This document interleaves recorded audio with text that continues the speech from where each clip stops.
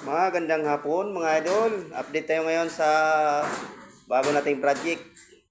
3 days natin gawa. Mula pagbaklas ng tiles. Ayan. Tapos pagkabit ng mga paring. At saka pagkabit ng division. Ayan.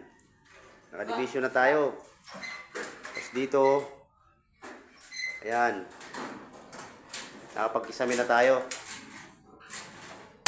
Ayan mga lods. Yung update natin.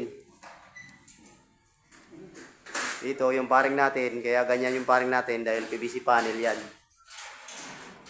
Lalagay natin yan.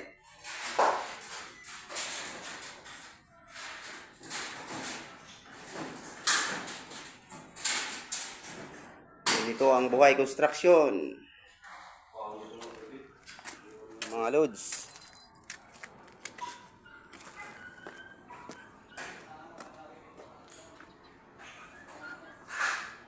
Ayan.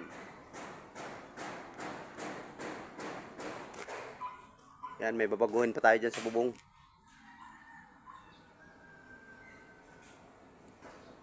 Yun lang mga loads. Yung update sa ginagawa natin. Thank you po sa pagpanood ng mga video ko. Thank you for watching.